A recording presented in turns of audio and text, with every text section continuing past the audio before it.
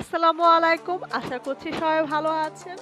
সুস্বাদু নরম এই বনরুটিগুলো আজ আমি বাসায় তৈরি করেছি। তো এগুলো কিভাবে তৈরি করলাম খুব সহজে সেটাই আজকে শেয়ার করব। আশা করছি খুব ভালো লাগবে।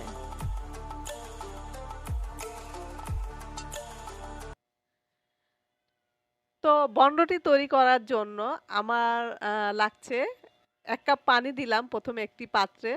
১ কাপ পরিমাণ পানি নিয়েছি আমি। এটা কুসুম গরম পানি হতে হবে। খুব বেশি গরমও না আর নরমালও না। আর সাথে দিচ্ছি আমি ১ চা চামচ ইস্ট। ইস্ট দিয়ে দিলাম ১ চা চামচ। তো আমার মনে হচ্ছে আরেকটু লাগবে। সামান্য একটু দিলাম ইস্ট। আর দিয়ে দিচ্ছি চিনি। ২ চা চামচ দিয়ে দিলাম চিনি। আর এখানে দিলাম সামান্য পরিমাণ লবণ। তো ভালোভাবে মিশিয়ে নিচ্ছি। এটা রেখে দেব আমি ১০ মিনিটের জন্য। তো চলে আসছি ১০ মিনিট পর। তো ইস্টটা এখন অ্যাক্টিভ হয়ে গেছে। তো এ পর্যায়ে আমি এখন আটা দিয়ে দিচ্ছি। আমি আজকে আটা দিয়ে তৈরি করব এই বনরুটিগুলো। তো এখানে আমি ২ কাপ আটা দিচ্ছি।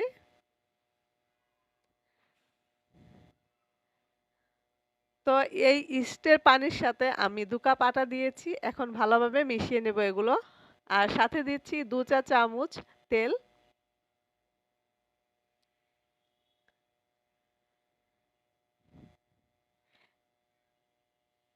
এখন এই নরম ডোটা খুব ভালোভাবে মিশিয়ে নেব আমি। আর এই ডোটা কিন্তু খুব নরম হবে।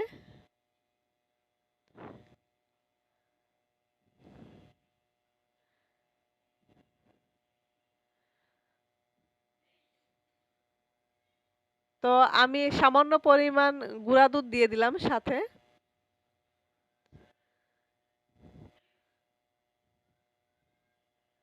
তো খুব সফট একটা ডো তৈরি হয়েছে। তো এই ২ কাপ আটায় কিন্তু বেশ কয়েকটা বনরুটি হয়ে যাবে। তো উপরে আমি একটু তেল দিয়েছি। এখন যাতে ড্রাই না হয়ে যায়, এখন এটাকে রেখে দিচ্ছি আমি ১ ঘন্টার জন্য।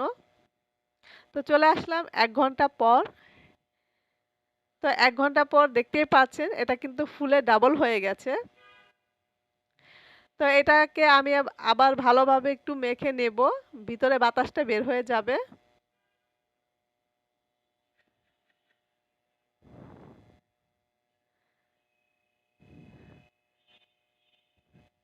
তো যে পাত্রে আমি বনরুটিগুলো তৈরি করব, সেই পাত্রে আমি একটু তেল ব্রাশ করে নিচ্ছি। আমি একটা ফ্রাই প্যান নিয়েছি। তো বনরুটি তৈরি করার জন্য এই ডোটা থেকে আমি ছোট, ছোট ডো তৈরি করে নিয়েছি। আর এগুলো এখন আমি হাত দিয়ে এভাবে গোল, গোল করে বনরুটি শেপ করে নেব।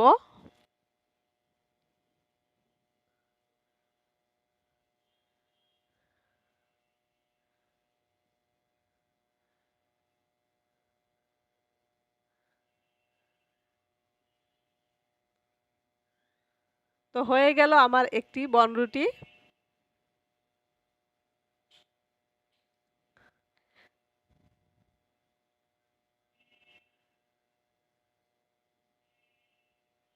তো এভাবে আমি বাকিগুলো তৈরি করে নেব। আর সেম প্রসেসেই এভাবে পাউরুটি তৈরি করা যাবে।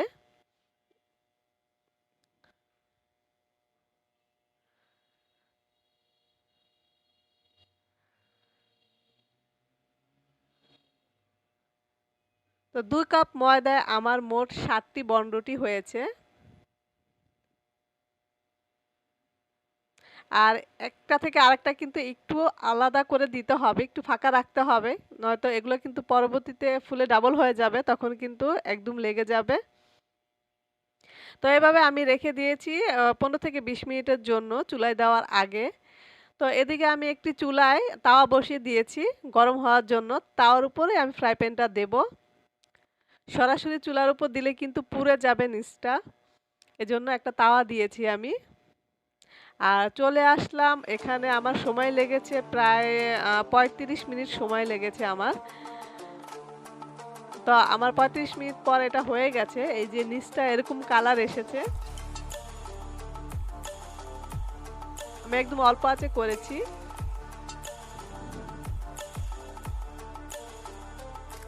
তো বনরুটিগুলো আমি তৈরি করে এখানে রেখে দিচ্ছি এভাবে।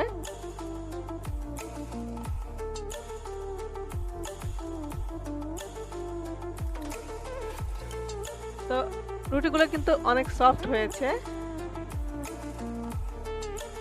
তো এভাবে তৈরি করে আমরা কিন্তু খুব সহজে উপরে দিয়ে আমি কিন্তু একটু এখন ঘি ব্রাশ করে দিচ্ছি, যাতে দেখতে একটু ভালো লাগে। এজন্য একটু ঘি ব্রাশ করে দিলাম উপর দিয়ে আমি। আর যদি বাসায় তিল থাকে তো অবশ্যই তিলটা দেওয়ার চেষ্টা করবেন। তিলটা দিলে পরে দেখতে আরো বেশি সুন্দর লাগে। তো এভাবে তৈরি করে আমরা কিন্তু এগুলো সকালে বাচ্চাদের টিফিনে অথবা সকালে অথবা চায়ের সাথে বিকালের নাস্তায় খেতে পারি। আর এর কিন্তু বাসায় তৈরি করা খুব স্বাস্থ্যকর। কিনে খাওয়ার চেয়ে বাসায় তৈরি করে খাওয়া কিন্তু অনেকটা স্বাস্থ্যকর। আর সময় কিন্তু খুব কম লাগে। আর আমার বাসায় কাবাব তৈরি করা ছিল ফ্রোজেন, তো সেটা আমি ভেজে নিয়েছি। তো এটা দিয়ে আমি আজকে বার্গার তৈরি করে খাবো।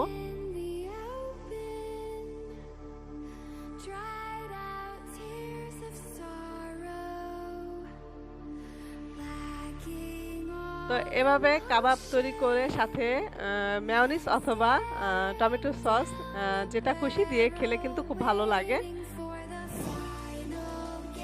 যারা আমার রেসিপিটি দেখছেন, ভালো লেগে থাকলে প্লিজ চ্যানেলটিকে সাবস্ক্রাইব করে ফেলবেন এবং পাশে থাকা বেল বাটনটি ক্লিক করে দিবেন এবং সেই সাথে একটি লাইক দিয়ে দিবেন।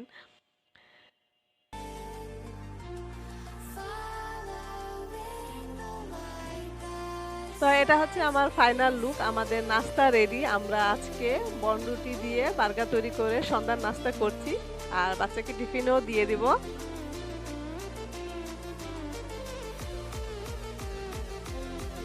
তো এই ছিল আমার আজকের ভিডিও। কেমন লাগলো আমার এই বনরুটি রেসিপির তৈরিটা, তো কমেন্ট করে জানাবেন আর বাসায় তৈরি করে খাবেন। তো সবাই ভালো থাকবেন। আল্লাহ হাফেজ।